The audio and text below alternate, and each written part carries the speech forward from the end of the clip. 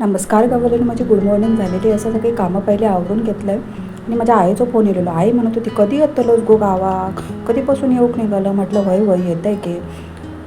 म्हटलं माझी पण अकडे कामं होत व्हायचं म्हणून मला टाईम लागलो, पण तू काळजी करू नको, मी पण येतलं आहे. आणि मग जेवणाची तयारी लागले. पटकन मच्छी काढलेलं आहे, फ्रीझरमध्ये ठेवलेलं आहे. त्या दिवशी अलिबागला गेलेलं होतं, त्याच्यात आणलेलं आहे. ते साफ करून सगळी फ्रीझरमध्ये डब्यात भरून ठेवलेलं आहे पॅक करून.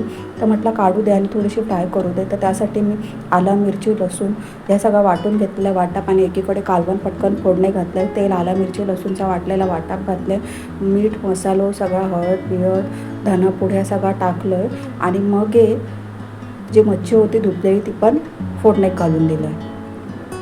आणि मग थोडेसे कोलबे आणि थोडेसे 4-5 हलव्याचे तुकडे होते ते पण फ्राय करून काढले. त्याच्यामध्ये हळद, धनापूड, पहिला लिंबू पिळून ठेवलेलं, लिंबू आणि मीठ लावून ठेवलेलं आहे. आणि मग आलं लसूणची पेस्ट पण टाकलं त्याच्यामध्ये. आणि म्हटलं आता रवा लावून मस्तपैकी फ्राय करूया. लावून 5-10 मिनटं ठेवून दिलेलं आहे मॅरिनेट होऊसाठी. म्हटलं मस्तपैकी मॅरिनेट होत. हळद, धनापूड, परत आपलं गरम मसाला असतात तो ह्या सगळा टाकून घ्यायचा आणि चवीपुरता मीठ टाकायचा.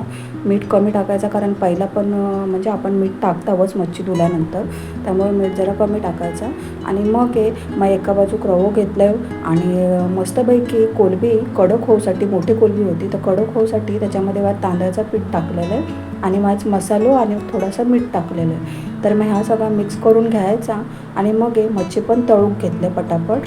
तर 10 मिनटं पहिले मॅरिनेट होऊसाठी ठेवलेले. आणि मग मच्छी पण पटापट तळून घेतले तेल घेऊन पॅनमध्ये. आणि मच्छी बिच्छी तळून झाली आणि मग जेवण बसलेलं आहे. कारण हे येणार नव्हते, जेवण लेट होणार होतं, तर हे म्हणायला लागले तू जेवून घे म्हणून. आणि मग संध्याकाळी आमच्या बाबू झालेलं नक्षला 1 महिना पूर्ण, त्यामुळे संध्याकाळी गेलेले गावात.